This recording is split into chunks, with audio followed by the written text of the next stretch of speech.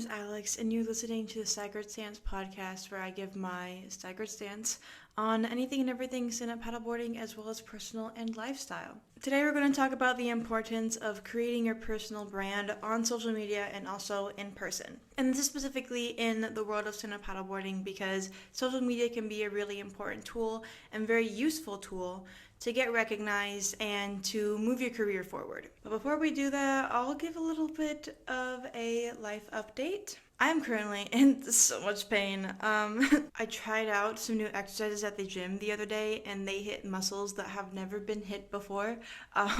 So I am exhausted. I'm also starting with my jobs and all that stuff. I have one job that works on the weekends, and then I have a internship with a company here in Sayulita, which I'll touch base on that a little bit later. But yeah, I'm getting ready for the paddle academy that's coming over here with Subdoc and Christian Anderson, so I'm definitely getting ready for that. I'm super duper excited to start paddling with them when they come here. I also, a few days ago, I got what people call here being Mexicuted, essentially when any legal process that you think is going to go right goes completely wrong. And that happened with me the other day with one of my bank accounts. So we're thriving, honestly. I love being an adult. Also, when it comes to training on the water, we haven't really been doing that the last few days just because the sewage pipe broke in the water. Go figure. And so essentially the water of the beach is filled with untreated sewer water. So we love that for Sayulita. We love it. But apparently they're fixing it, and so we're going to try to get on the water as soon as possible. But anyways, let's get into today's topic, which is the importance of building your brand through social media and in person. Now, I love making social media content. It is a really fun pastime. I love creating short form content, long form content. I'm even making a podcast. So obviously I like to be involved in that kind of stuff. And with some of the companies that I work with, I have posting requirements because obviously it is important to promote the brand. And so I wanted to talk about when it comes to promoting yourself as a brand on social media and also in person. I want to kind of talk about that, how to do it. I am not a professional, let me just say that real quick. But that internship that I talked about prior, it is actually a social media marketing internship through a company here. So I have the skills to actually start this internship. And I am also starting another, I don't know if it's internship, but collaboration, I guess you could say, with EF, the program that I went on my Europe trip with. It is an education program, and they have a really big social media marketing department, and me, as now I'm an alumni ambassador with them, I am now working with the general social media manager of the branch of that company to build up my social media portfolio and create some content for them that'll in turn send users or viewers my direction. And I also get to talk about my experience on the trip, which I've been wanting to do for so long. I loved that trip. So anyways, I'm not a professional, but I do have experience in that area, and I am actively working on improving my skills. And I hope to one day when I start college, I hope to do a minor in social media marketing just because I find it so interesting. We're going to talk about a few things about what I actively do and also what you can actively do to grow your brand. So first we're going to talk about doing it in social media, and then we're going to talk about in person, because you can look like the funnest, most interesting person on social media, but if you aren't that type of person in person, like when you go to competitions or when you meet new people, you seem disingenuous. So yeah, let's start with social media. The whole point in social media, specifically Instagram and TikTok, the whole point is to get the attention of the viewer. When you are making content, you want to think about content that will grab someone's attention, not push them away from it. So if you want to figure out kind of what people are interested in, next time you're on social media, you can actively pay attention to what you find interesting, how long you're paying attention to certain content, and also what successful social media pages are doing, and you can in turn translate that into your own page. A big thing is that you want to make your content look clean. And I'm not saying like clean as in no bad words. I'm saying clean as in aesthetically pleasing to look at. to draw the attention of a viewer. You don't want to watch a reel that's messy and has a weird caption or weird text or weird songs or edits. So why would you think that someone would watch that? And especially in Instagram and TikTok, you want to make it short and sweet. People nowadays have such a short attention span that there is no way that someone's going to sit down on TikTok or Instagram and watch a 2-minute video if it is not entertaining, if it is not serving them a purpose. Because when you go on those pages, on those social media platforms, you expect to get an instant hit of dopamine. That is what your brain is constantly searching for when you go onto TikTok or Instagram. So you want to play into that and make content that is quick, short, and sweet, gets your point across, gets your idea across, and keeps the attention of a viewer. Another thing is that you don't want to be repetitive. You don't want to fill your feed up with unimportant things. You want your content to be good and have a certain amount of quality to it. You want the people that follow you to like your content. So when you, for example, post on your stories like so much like unimportant things, people are not going to like it. I follow a few social media accounts that all they do is spam their stories, and what it causes is that I don't want to watch their stories, and if I get fed up, I'm gonna unfollow them, and you don't want that. You don't want people to get tired of you to the point where they're willing to unfollow you. You want the stuff that you post to be of quality and of importance to your followers and to yourself. Also, you want to be original and constantly adding variety to your content. It doesn't make sense to constantly post the exact same photo of you catching a wave or doing a turn. You want to add variety, because if someone is just constantly seeing the exact same photo from you, they're going to get bored and they're going to unfollow you. And then if people like who want to follow you see your page, they're like, all I do is just post the exact same thing. I'm not going to get anything out of following them, so I'm not going to follow them. You can also use the trends to your advantage.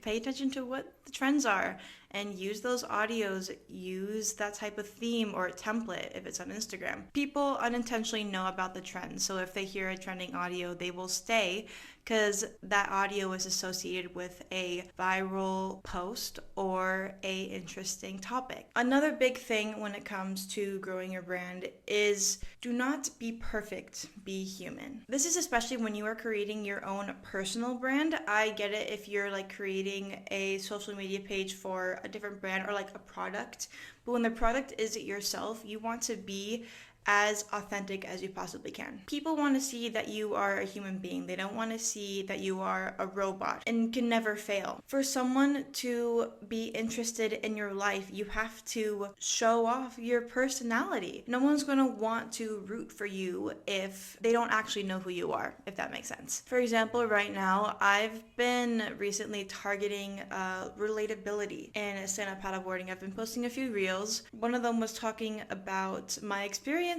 with carrying my 14-foot board, because I walk from my house to the beach to train, and I get so many funny comments of people or like stares of people looking at my board, because no one expects you to be walking around with a 14-foot long board. That is so like unnormal, if that makes sense, especially because the sport is so small. Not many people know about the sport, and so I'm assuming a lot of other people get those same comments or kind of get those same stares. So using that, I created a reel, right? And just talking about that relatability, and it got reposted on Total Sup, and I got influx of followers because of me being reposted, because the content was relatable and interesting. And I made it professional looking. I made it clean. It was easy to follow. And it was short and sweet. Having a good, clean, professional social media presence can be incredible for your personal brand, and can also work as a great portfolio or resume for future job possibilities, future internships. And when you have a consistent, good quality social media presence, that in turn grabs the attention of brands. If your social media is empty, if it's not clear, if it's it's just messy, if it's random, a brand isn't gonna want to support you because they don't see a possible return of investment for supporting you because of how your social media looks. So that's why creating a good social media presence is really important to be able to get the attention of brands, and that can in turn promote yourself as an athlete and can grow your professional career. I know I'm talking about all this, but honestly,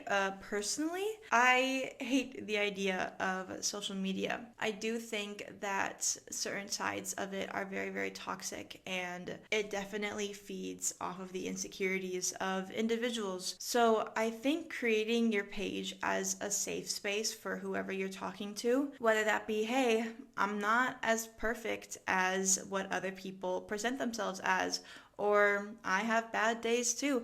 This is the whole thing with my podcast. Like, there's so many things behind the scenes than what I can show on an Instagram post with a little caption that people don't even read. You have no idea how many times my dad has been like, oh my God, did you see that post? I wonder what they're doing. And I'm like, they explain it in the caption. You read the caption. Come on, man.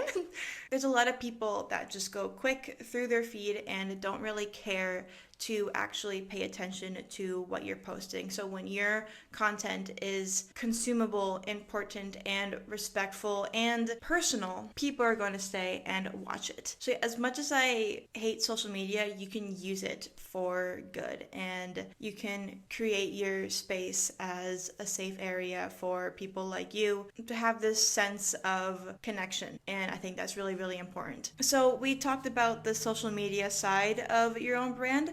Now let's talk about the personal side of your own brand. And this is going to be a little quick just because there's not that much for me to talk about, because my big topic was social media. But when you promote yourself as a certain way on social media and you are a completely different person in person, you become extremely disingenuous. Now this ties into a lot of things. First of all, if you have a reputation of like not being super nice in person, no one's going to really want to talk to you because they're like, oh, they said this, they said that. It's basically like you want to be respected, right? And to do that, you want to respect other people and their time and willingly approaching you. And also another thing is that if you have a reputation of not being the best person in person and you are tied to a certain brand, in that person's mind, that brand now looks tainted, if that makes sense. My dad and I talk about this a lot. There's certain people that we've met, whether that be at a competition or just like in general outside of stand-up paddleboarding, and they themselves are not a nice person. So in turn, we don't support those brands as much because of the person that is tied to them, if that makes sense. If you are a bad person, you are directly affecting how people view the brand that you're promoting. And that can be kind of bad for the brand. It'll cause people to not support that brand, and you're seen as unreputable. And also, you want to be a nice person. Honestly, like, who doesn't want to be a nice person? Who doesn't want to be approachable? Who doesn't want to be humble? Who doesn't want to be easy to talk to? It's so fun to go to competitions and you're just friends with everyone and everyone wants to talk to you. You want to talk to everyone. And we're just a big community, a big family outside of the competitiveness of the sport. So that definitely is how everything kind of ties in to promoting yourself in person, because how you act in person can in turn affect how people view you and your social media presence. Because if you are seen as disingenuous, you got to fix some stuff, because then people are not going to want to support you. They're not going to want to keep up with your life. And that's the whole point of growing your brand, is you want people to be interested in your life and keep up with your life. And also I want to talk about another thing. It doesn't really tie into creating a personal brand, but I want to talk about the importance of being humble. Oh my goodness. Do not talk the talk if you cannot walk the walk. There are so many people that talk out of their asses talking about how great they are and how strong they are and all these things, and become so self-centered and think that they can do everything, and then go to competitions and do terribly. So I think it's so important to allow your actions to speak for yourself, because again, you will be seen as very disingenuous, like, oh, this person is doing all these things, and like they're talking about like how strong they are. They're being very, very self-centered and egotistical, and they go in to these competitions and don't do anything. So I think that it's very, very important to be humble and to know your level, honestly, and respectful of your fellow athletes, because at the end of the day, once you're off the paddling field, you guys are friends. You guys are acquaintances. You can be competing against someone who rides the same board brand or uses the same paddle brand as you. You guys are teammates, even if you guys are from completely different countries or just completely different people. At the end of the day, the people you're competing with against are somehow, some way, your teammates. So I think that was another thing that I want to mention, because I am so tired of people talking the talk and failing to walk the walk. That's so funny. That's so, I don't want to say cringy because I'm going to use it, but be humble. That's all I ask. Know your level, know your place, and let your actions speak for yourself. That was a little too real. I don't know. I like talking about my opinions, honestly, and that's the whole point of this podcast. So anyway, that was kind of my opinion on certain things, and I hope this episode was productive in some sort of way to kind of help you understand how social media works, what you can do differently, and yes, I think that is all for today, so I will catch you guys later. Bye-bye.